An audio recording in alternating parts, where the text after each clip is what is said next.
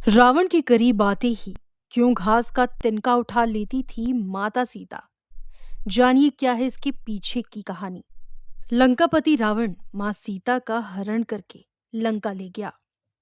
लंका पहुंचकर माता सीता रावण के राजभवन में न रहकर अशोक वाटिका में एक बरगद के वृक्ष के नीचे बैठी रहती थी।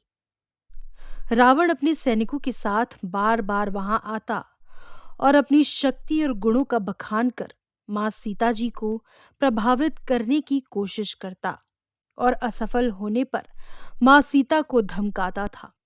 लेकिन मां सीता मौन धारण किए चुपचाप बैठी रहती थी। एक बार रावण सीता जी को भ्रमित करने के लिए भगवान श्री राम का वेश धारण करके मां सीता के पास पहुंच गया।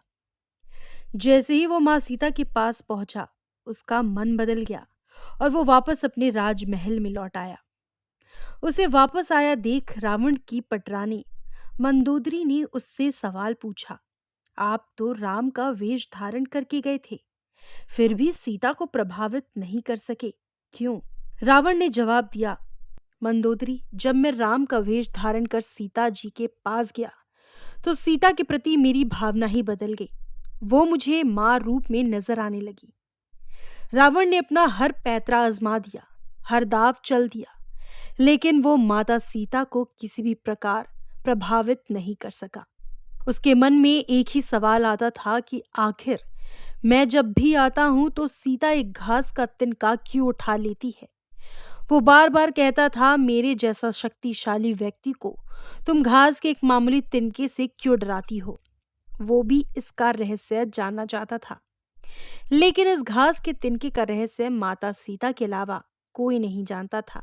ये बात उन दिनों की थी जब माता सीता का विवाह भगवान श्री राम के साथ हुआ था।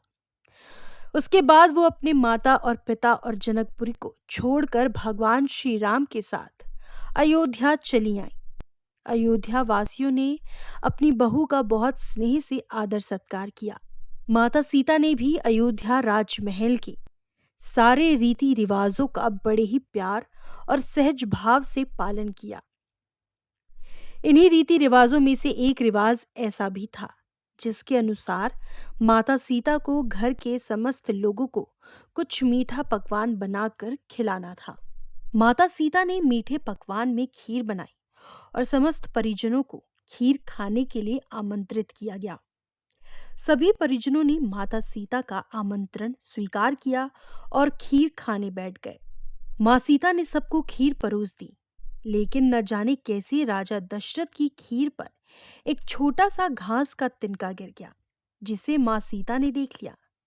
चूंकि वो खीर राजा दशरथ को दे चुकी थी और उन्होंने खीर खाना शुरू कर दिया था, इसीलिए अब मर्यादा बस उनके लिए ही उस तिनके को हाथ से उठाना संभव नहीं था।